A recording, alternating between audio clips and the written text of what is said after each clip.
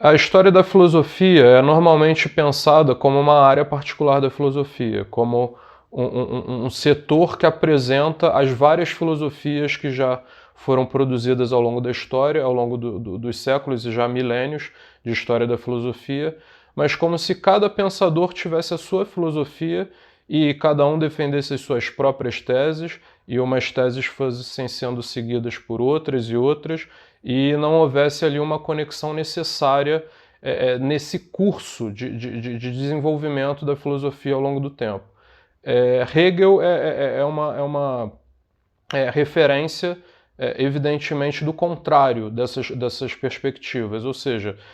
para Hegel, na verdade, é como se um único pensador estivesse meditando desde o início da história da filosofia, através dos vários filósofos e através das várias filosofias. É a própria razão que vai se revelando, se manifestando e cada vez mais se tornando autoconsciente ao longo da história.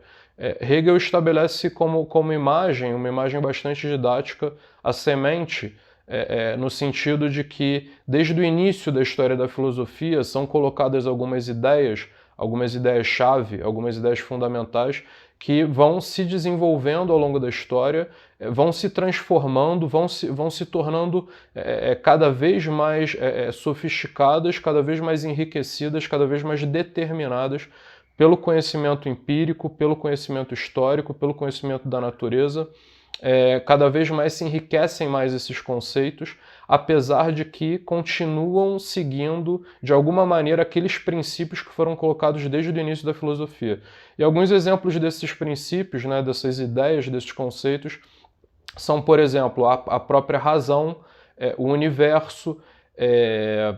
a noção de princípio, a própria noção de princípio, a noção de causa, a noção de natureza, a noção de harmonia, a noção de totalidade, enfim, uma série de noções, a noção de ser, a noção de devir, uma série de noções que já aparecem nos primeiros filósofos e que de algum modo vão evoluindo, vão se tornando cada vez mais potentes e cheias de conteúdo, ou seja, iniciam como formas mais abstratas e vão se tornando cada vez mais ricas de conteúdo, cada vez mais determinadas, enfrentando dialeticamente todo o conhecimento que vai aparecendo pela frente. Inclusive, através dessas oposições, dessa dialética, justamente que essas ideias vão se desenvolvendo cada vez mais sem perder a continuidade, ainda que se transformando. Essa é a noção hegeliana de história da filosofia.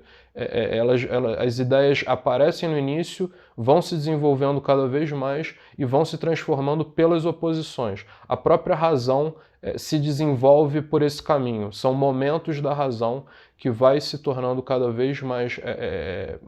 revelada, cada vez mais explícita, cada vez mais evidente